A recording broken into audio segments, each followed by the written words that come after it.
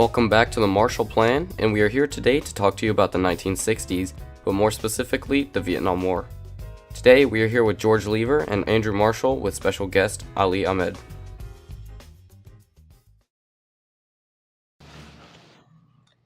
Why America entered the Vietnam War is a question that historians still debate today. Eisenhower's domino theory proposed that if one country in Southeast Asia fell to communism, the entire region would fall, and the effects would be felt throughout the Asia-Oceanic world. The domino theory not only influenced Eisenhower's ideas about foreign policy, but that of his successors as well. Kennedy said that Americans would pay any price, bear any burden, to preserve democracy and counter communist advances in Asia. Concerns about allies losing faith in American resolve to halt the spread of communism and intimate adversaries using force rather than empty threats motivated U.S. officials to commit large amounts of money, materials, and troops to Vietnam. Robert McNamara, the Secretary of Defense under Johnson and Kennedy, claimed that in communist hands, Vietnam would pose a most serious threat to the security of the United States and to the family of free world nations. For these reasons, it was of great importance to the United States that Vietnam would not be taken over by the communists from North Vietnam, the Viet Minh. On August 2nd, 1964, two United States ships were allegedly attacked by torpedo boats from the Viet Minh in the Gulf of Tonkin. The Gulf of Tonkin incident allowed the United States to enter the war at this time without appearing to be an aggressor. United States involvement started out minimally, using airstrikes and aiding the Army of South Vietnam. Then in 1965, the United States began sending American troops to fight against the Viet Cong, who were guerrilla soldiers.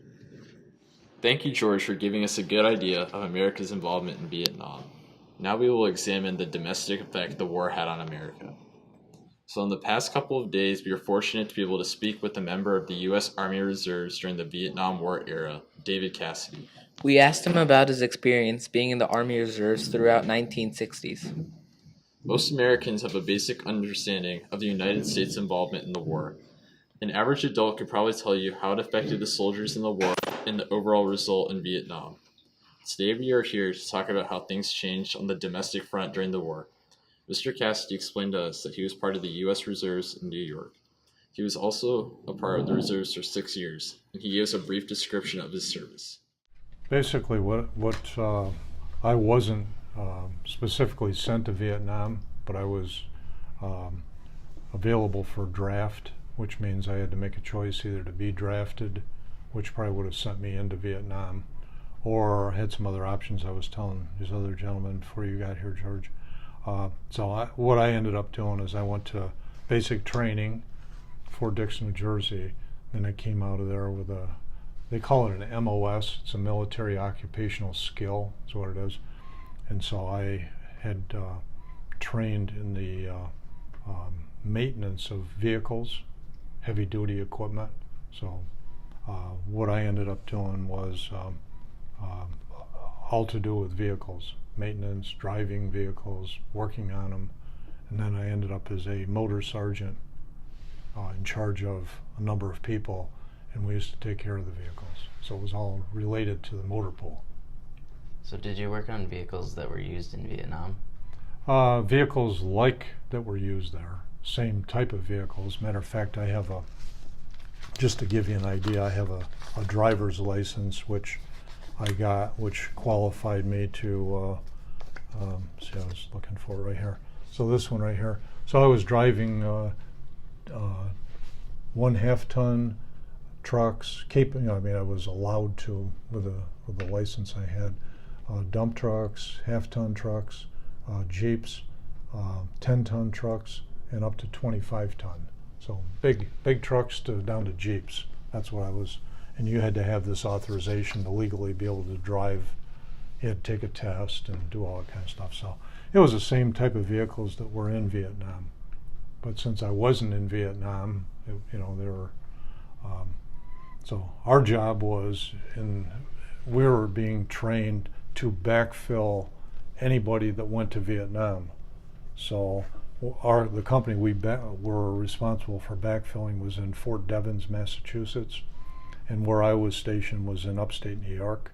So if the company in Fort Devens, Massachusetts got activated and called to Vietnam, then we would go to Fort Devens and backfill what they did there, which made sense because they were trained at a higher level, they had better equipment than we did, and that kind of thing. Plus we were all employed.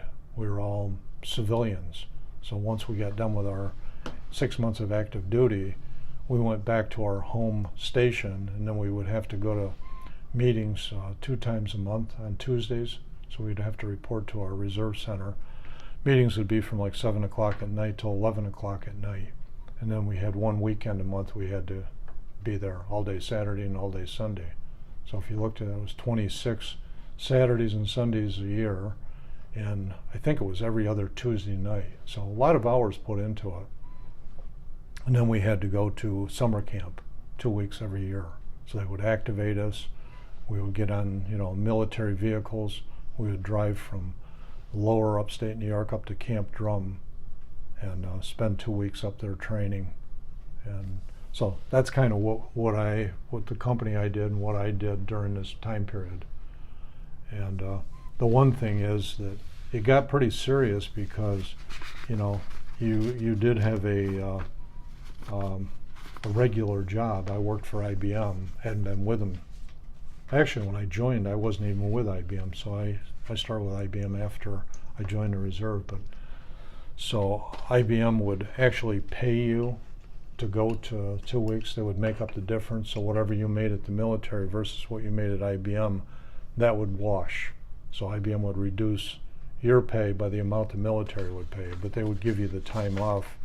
And I was going to show you the one thing that kind of kept you on your toes is that if you look at different pieces of paperwork, this one right here showed that I had heavy sideburns. You couldn't have them. So I'm sitting there with a kind of a smirk on my face saying, oh, look at me. I got a demerit at a reserve meeting where they actually sent you home. They said, no, and it tells you right on there that I didn't meet the appearance of a military person for this meeting because I let my sideburns grow. And I think I was getting ready to be either in my wedding or somebody else's wedding, and we all had sideburns. So once, I got a demerit, I quickly shaved them off. They had to be, top of the ear or whatever. But if you missed, and it tells you right on that piece of paperwork, if you missed so many meetings, you would get activated and sent to Vietnam. So it was kind of a carrot and a stick. So, we were all trained and ready to go, and it's just a matter of, when your number was up, and you could make your number up quicker than it would come up if you didn't adhere to rules and stuff. During this time period, as the war was raging on in Vietnam, the domestic side of things were looking very different. There was dispute on whether or not America should enter the war in the first place. After the rate of casualties went up severely, mass protest movements began to arise, all calling for the end of the war, as Mr. Cassidy explains. So you had guys like John Kerry, just at a high level, that marched in protest of the war, and you had a lot of protest marches. A lot of bad things actually happened. I think there was many universities that had marches. Kent State was one of them out in Ohio, and if you read back into the history a little bit, you'll see where a lot of those students got shot on peace marches. So the military came in trying to quell the violence and ended up shooting a lot of students. It was a pretty sad time in our history. These protests led to a lack of nationalism and pride throughout the country. At first, the protests were on a relatively small scale, but soon universities voiced their opinion on the issue. This contributed to a general lack of faith in the government during the Johnson administration. Unfortunately, anti-morale efforts did not only affect civilians on the home front. Throughout the interview, we learned that there were people who were in the reserves who didn't agree with the war effort. At the time, military officials, servicemen, and soldiers used to publicly speak out against the war, as Mr. Cassidy mentions in the interview. And one of them was, we had a guy, when you went to basic training from New York State upstate New York down to New Jersey. It was on a train. Train took us. Took us all day. Get on train, go there. So when you got down there, and then it was 3 days. It took you to go through the reception. So it was like, getting shots, different typhoid, different shots they demanded you had, getting boots, clothing issued. Then they would put you on KP duty, which was kitchen police, which means you had to go and wash dishes, all this stuff. So it was long days, a lot of nonsense, a lot of serious stuff to get organized and ready and assigned and all that stuff. Well, they brought a guy in, same time I come in, same training company, you could Google him, still alive today. His name is Bobby Rydell. He was a very popular rock singer back in the days. I mean, he would be like, I'm Justin Timberlake, or, you pick the name, like a very high level entertainer. But he was in the same situation. He joined reserves. So he came in, and they had actually a sergeant major who was like the highest ranked enlisted person escort him through the process. So it took me 3 days. It took him 3 hours, because I just went point all the way through. But he came in and served, and I had no issue with that. We just knew he wasn't in the company I was in, but I did know he was being trained at the same time I was there. But the thing that we did notice in our reserve company is there was this guy who we kind of saw come in that looked very normal. Like, I think we thought we were all normal. Came in, they cut your hair short, really short. That's one of the first things they did, and gave you all these shots, all this stuff. This guy seemed normal, but as we went through basic training, this guy became really weird. Like, he didn't want to be there.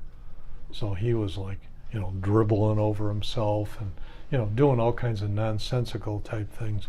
I think he didn't want to be there. He was opposed to the war. So they finally exited him out, and they classified as untrainable, And then we saw him being picked up by his girlfriend in like a XKE Jaguar. I think this guy had a lot of money. I think he kind of fit the mold that he wanted no part of this. And he was able to pull it off. Convinced him he was crazy. Mr. Cassidy personally didn't believe there's much purpose in the war effort. We weren't attacked. This country was not necessarily, in my opinion, attacked like we were at 9/11 or Pearl Harbor. That's when you commit everything. But, we're over in Vietnam for what reason? Skirmishes, And they outlasted us, but, I guess they thought that by adding enough troops over there that we could overcome and win that war. We did not win that war. So during that time, did you feel like you could tell how it would end? Most anybody that I ever talked to, family, my looking at it and stuff, I knew it was going to end with us losing the war and coming home with a tail between our legs, because it was unwinnable, because everything was being done underground. There was tunnels every place, and so you just couldn't win it. It wasn't like ground. Every time you would extinguish a tunnel of enemy, another tunnel over here would pop up, and these people here that were shooting in the tunnel here, these come out of another tunnel and shoot the American troops. And it's like, what's the purpose of this, Another pressing issue with the war effort on the domestic front was the effect of being in the war on friends and families. A common problem with soldiers or servicemen returning from Vietnam was post-traumatic stress disorder, depression, and other substance abuse. According to the National Center for PTSD, older studies of Vietnam veterans demonstrate the negative impacts on families of war-related PTSD. These veterans have high levels of marital problems, family violence, and partner distress. Their children present more behavioral problems than do those of veterans without PTSD. Veterans with the highest levels of symptomatology had families with the worst functioning. This illustrates the issues of the mental aspect of the war. Mr. Cassidy mentions his brother-in-law, who suffered from problems after the war had ended. These problems can vary in severity, but always have a negative effect on veterans' everyday lives. I actually have have a brother-in-law who served active military service in Vietnam. Essentially what he did is he went to the University of Maryland. He got in what is called I was trying to think if he got in the officers, somehow through going to Maryland, which I don't think he completed the program at Maryland. He ended up somehow going in the military, enlisting, and then when he enlisted in the military, he went through basic training, and then he put his name in for what was called OCS, Officer Candidate School. So he went through Officer Candidate School, came out of that, and then ended up being a second lieutenant. So he became an officer. Then he was sent to Vietnam, and he was on a gunboat. So he was a captain of a gunboat that ran up and down these delta. Not a good deal. You were a sitting target. So they had like machine guns on these boats. And there was, I don't know, probably half a dozen guys manning different parts of this little boat, and they'd run up and down the Mekong Delta, shooting in the bushes, being shot at, and all that stuff. And so that was probably the one family member. He came out, never was completely all there. Finally, Mr. Cassidy described the adverse effect of the war on his family life. During the 1960s, he got married and started a family while continuing to hold down a full-time job. What were the most challenging parts of your service? So I think in my case, challenging part was 6 years. Once I decided to join the reserves, I was committed for 6 years. So it was a little drudgery over 6 years, trying to hold a full-time job. I got married 3/4 of the way through this reserve. I had one child, small. I got out in 1970. The child was born in 1969. So, I'm working, trying to do a good job at IBM, trying to be a father. I've got this reserve stuff. We would like to thank Mr. Cassidy for helping us with our veterans interview. That's the program for today. Thank you so much for listening, and tune back in next time for another episode of the Marshall Plan Podcast.